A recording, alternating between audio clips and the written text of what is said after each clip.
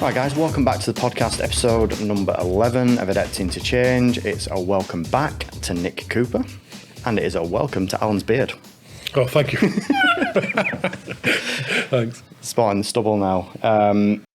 So today we've no guests, so it's just a bit of an update on a couple of things that have been happening recently that people will have seen, no doubt, across our socials. So we wanted to touch on some good news stories of Greater Manchester Good Employment Awards, and the Dragon Boat Racing event that happened in Leeds. But before we get into that, today's the 12th of July, so we're just short of 48 hours away from the Euros final. Nick, you are a Southgate sympathiser. How are you feeling? I'm a big Southgate fan, to be honest with you, unlike 99% of the country. But no, I'm confident. I've said since before the tournament started, we'll win. And you have to be fair. And I still think that'll be the case on Sunday. I think I'm cautiously optimistic. Cautiously optimistic. So do we get this will go out after the fact, but do we get a day off? It's not up to me, is it? It's up to Keir Starmer now, but he's on about giving a bank holiday. I've had a few text messages from some frontline staff yesterday saying, does this mean we get Monday off? I'm like, I don't think it can be implemented that quick. I said, yeah, wait to see what Keir Starmer says. Yeah, Control might be busy Monday morning, then with a few sick calls. Yeah, we've already spoken to the guys, get some standby lined up.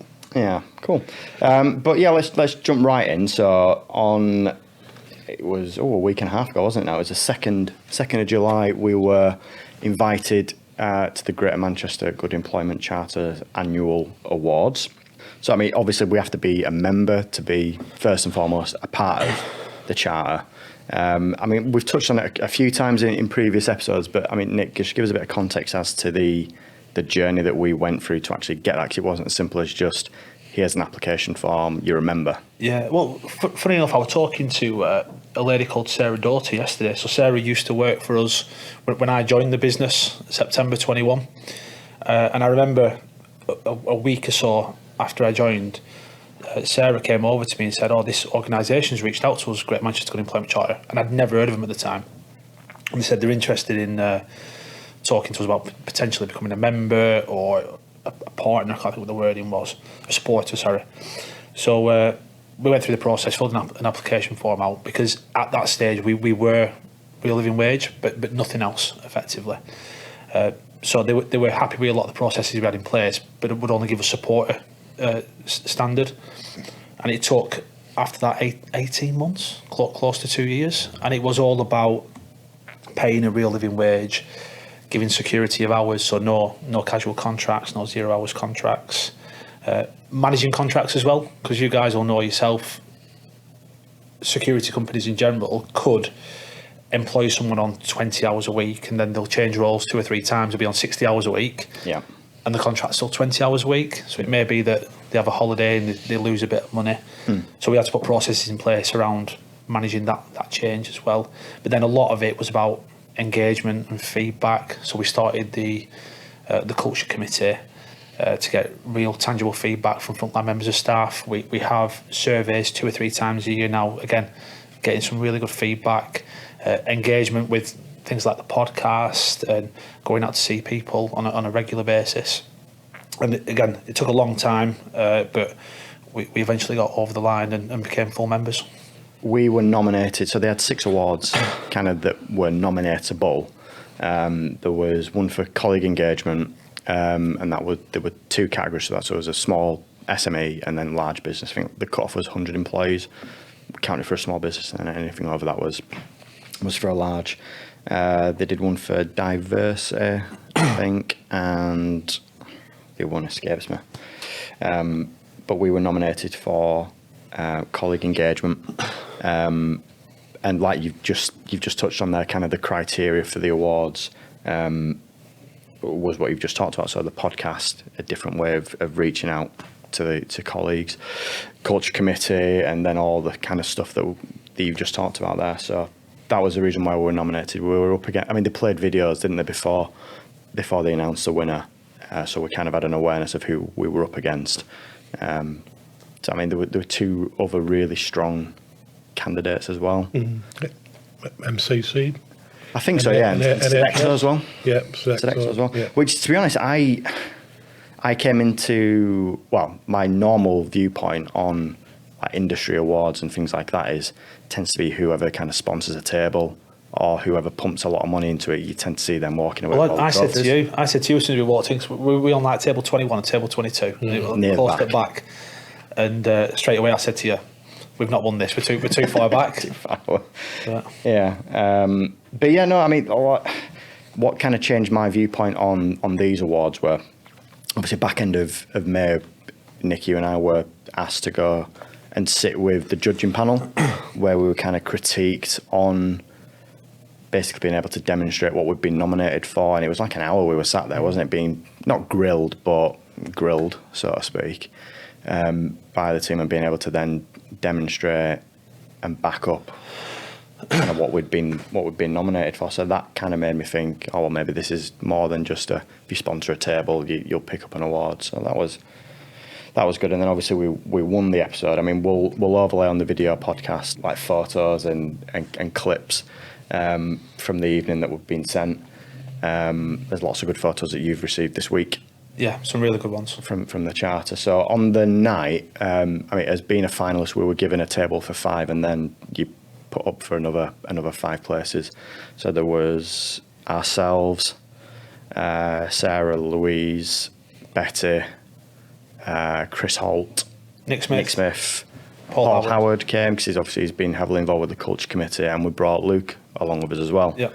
Which is a nice little segue into the next part where we were actually given the award. So the guy who was kind of emceeing the night kind of put out at the start, don't worry, no one has to give any speeches, and just come up, get your award, have your photos, and then you can go and sit down.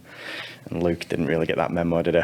Well, when they said, well, first of all, Luke was saying, if we win the award, can I go up for it? So we're like, yeah, of course you can, Luke.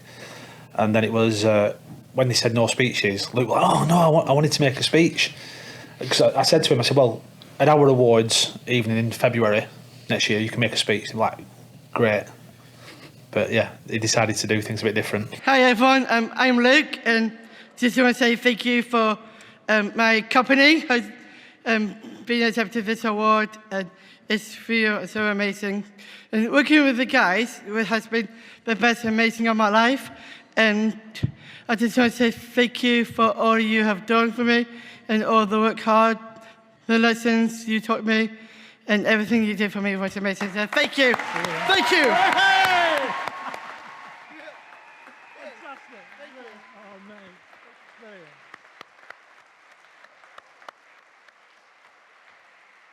But yeah, he just basically charged up, practically pushed the guy out of the way and said, I'm making a speech. And the guy just went, yeah, go for it, go for it. Yeah. He brought the house down. I mean, myself and Paul went up to get the award on stage, and I was a little bit choked up, I'll be honest. It was a really, really nice, heartwarming speech from Luke.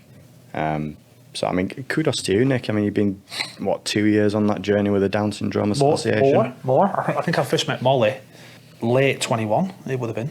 Yeah, so nearly 3 years. Molly was trying to find us the right person to join the team. I think we found that.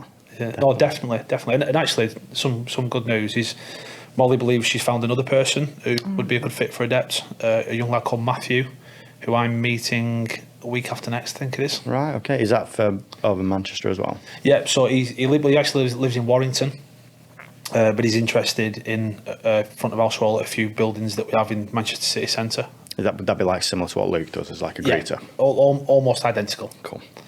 Excellent. No, it's great. It's really, really good. And I think it sends out a really positive message that there's, I'm sure there'll be people who have children who have Down syndrome, and they maybe think, is there a career pathway for my kid? And at least we're kind of maybe showing a small little light that there is. Well, I've spoke to Luke's mum and dad quite a lot, and especially around things like the awards we went to, because one thing I was really, really mindful of is I didn't want to start putting things on social media and people think we're doing it for sort of clicks, if you will. Yeah. But yeah, spoke to his parents and spoke to Molly, and their feedback was that it's a really good thing that we do, and we need to highlight it as much as possible so that other organisations do the same, to give opportunities to people. Yeah, definitely. Cool. And then, so I mean, I think we were We were the first award up, second award up. Yeah, second. So they ran through the 6 awards, and then there were another 3 awards, weren't there, that weren't able to be nominated for that. I think they were picked by the judging panel. So there was Leader of the Year, there was another one, and then there was Good Employer of the Year. Yeah. Have we actually said that we won the award? I don't think we've said that yet, have we? No. So we won that award as well, which was kind of like the crown jewel of the award ceremony. It was supposed to be Andy Burnham who was supposed to be there to present the award in person, but I mean, with the awards night being on the 2nd of July, the election less than 36 hours later, he couldn't be there.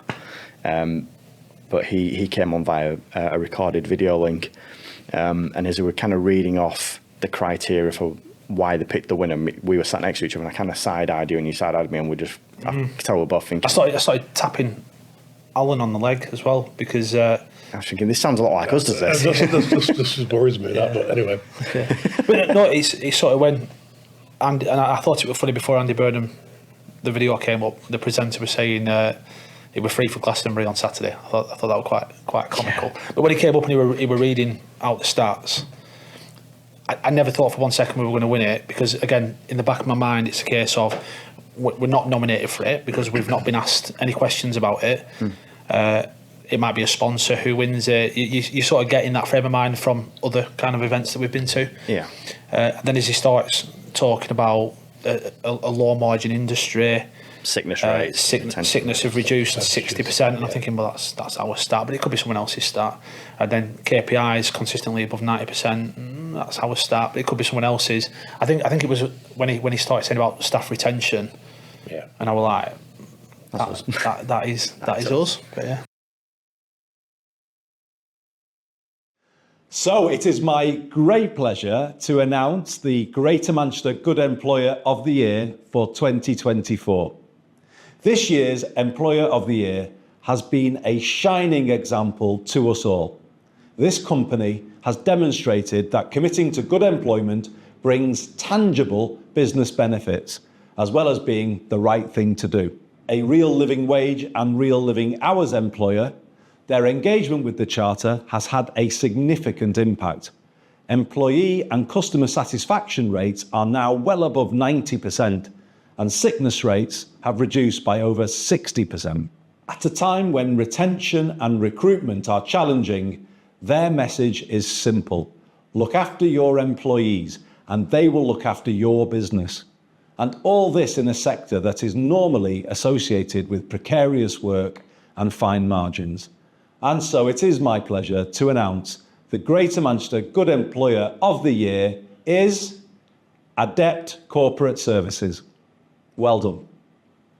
It's surprising. I'm guessing those are maybe a judging panel from all the finalists for the Employer of the Year would be my best guess. But I mean, Al, I know you and I kind of piggybacked on this on like LinkedIn post, but I think props to you, Nick. You're the one who drives this, and you're the one who's kind of at the back of the queue taking the credit for stuff. You don't give yourself anywhere near enough credit. I will do that for him, though. Yeah, it's been, there's been a lot of stuff going on over the last 2-3 years behind the scenes that you've had to deal with. But yeah, it's just testament to your leadership, mate. So I'm not brown nosing, but it's. After a bonus, is this what it is? No, I appreciate it, but it's definitely it is a team effort, a team effort that we've done these things. I think the way that the company's grown allows us to invest back in people and to become a good employer. And I think I've said a few times that I don't see us as being a true good employer yet. There's still a way to go, but I think we're ahead of a lot of companies, especially in our industries. I don't see any other company doing what we do regarding living wage, security of hours, sick pay, engagement. So I think we just carry on that journey and see where it takes us. I mean, just kind of going off on a piece, it's an interesting one, the living wage, because everyone kind of has that nice little sticker on their email signatures that they're a living wage employer, and clients will see that and think, oh, they pay the living wage. But there's two different criteria, isn't there, for being a living wage employer? One is it that you'll kind of put a proposal in as a minimum of living wage, and then there's one that we are where we will only pay. Kind of a supporter and a member. Yeah. So I have this conversation with the foundation all the time. So the other criteria is the recognised service provider, and for me, all that means is we'll try. Yeah, we'll try. Mm-hmm. So I openly say to him, you need to change it, because if people were completely transparent and they realised that actually all these companies are not paying the real living wage to all their staff, they might do on a select few, then actually those organisations may not have the relationships with clients, and they'll almost force their hand into get to a position where they are living wage, which is where we want it to be. I mean, don't get me wrong, I love Adept being slightly different, but the industry would be so much better for it if every single company said, no, we're only going to pay living wage from now on. And then the end users would ultimately have to pay that cost as well. Yeah. I think it's in the same context, you've got living wage and like, Greater Manchester Good Employer Charter, making sure that the good employers are working with good employers, and that should become the norm.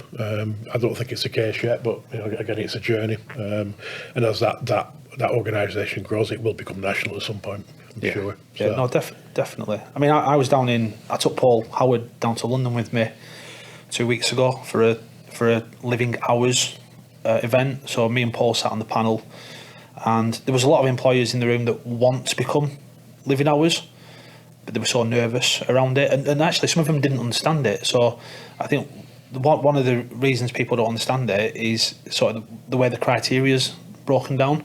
So if anyone goes on the website, it says you must guarantee at least 16 hours per week. We had employers in that room who were like, well, I have people who only work 10 hours a week and they don't want to work more than 10 hours a week. And we were explaining to them, so do we. We have people who only work 10 hours a week. It's about a balance of power and not having all the power with the employer. It's about giving as much power to the employee as well. Yeah. So I think there is a lot of work we need to do on educating people exactly what living hours is. Yeah, absolutely. But hopefully we'll be back at the awards next year. We'll clean up some more awards. That'd be good. Hopefully. That'd be good. Just a shame it's a Tuesday night. It's I said to Sharon from the charter, you should do it on a Friday, but she said less people go on Friday because people may not sort of live around where they work. They said it's midweeks, sort of the. There was a big attendance there. It was. Yeah, It's it's a busy room. Yeah.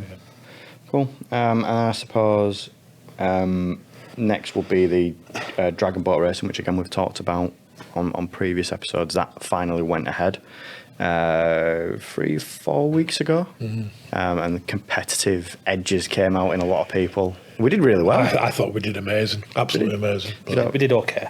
no, we did well. We'll give some That's your context. ultra competitive streak in you. But I think overall we did ourselves proud. I think We did. So we had so it's a team of 10 rowers and a drummer. We had John Honeyborn, who was our drummer for the day, which I'm so glad he did, because the size of that chair on that boat was like tiny, really uneven. So I'm glad I wasn't doing that. And then we obviously had Louise Bamber from the office, Louise Morn from Form, who came over, which was really nice. So thanks to Louise. We had So I remember them all now. I know, so we had Will from APAM. Yeah. He brought Luke from Equilibrium Risk. My brother came down. We had Paul Howard. Paul brought his son Jacob to kind of cheerlead from the sides, because he was unfortunately too young to get in the boat. We had obviously ourselves. Phil from number one. Phil from Phil, number of one course, came yeah. over, and John had his son-in-law as well. So we had Nick Smith as well. Yep. Nick Smith, who couldn't swim. But yeah. But luckily enough, Luckily enough, he and I sat out the second race where you guys actually recorded our best time, and then at the end of the race, capsized. well, see, that's the worst bit, because We'll another boat capsized. Yeah. But they did it Halfway. trying to win a race. We Whereas won the race. We won, and then on the easy bit back to shore, we basically sank. Well, Will lost his sunglasses, so there'll be a rat at the bottom of the Leeds Dock with some sunglasses roaming round. I think it was Will's fault we sank, to be honest with you. Definitely behind either Alan or Will. it certainly wasn't behind me. But I've Yeah. got my own opinion on that one. But So on that, I mean, there were about 25, 26 teams, I think, in total. So how it worked were each team did 3 races. They took your best 2 times, totaled them, and then the quickest 4 teams then went through to the semi-finals. We finished second in the heats, which was good. Yeah, really good. And then we Second overall best overall time. second overall Absolutely best time amazing. for our first go. Yeah. And then we lost our semi-final sadly by about a second. And then our time was the slowest out of the two teams that didn't win, so we technically finished fourth. Yeah. But no, it was a really good day. The weather could have been a bit better, but I think we were lucky. Whilst we were there, though, it held off, and then I think Evans opened before and afterwards. Yeah, one could say on our way there, it absolutely threw it down. Didn't it? I mean, you guys got wet enough anyway, didn't you? So, Yeah, it wouldn't have made a difference to us. but hopefully we'll be entering another team. I want to enter more than one team, so I think we need more people to sort of put their hand up and join. It was a good day. Like I was a little bit anxious about it because I've never done anything like that. And there was quite a big crowd there To as be well. honest, I was all right till I got there and sort of sized up because it scared me to death. Well, you nearly fell over as you got in the first time. I forgot about that. Yeah, so get us in, sits in the seat, just topples all backwards. I don't know what I was. It would have been so funny if we would have gone into the water rather than into the boat.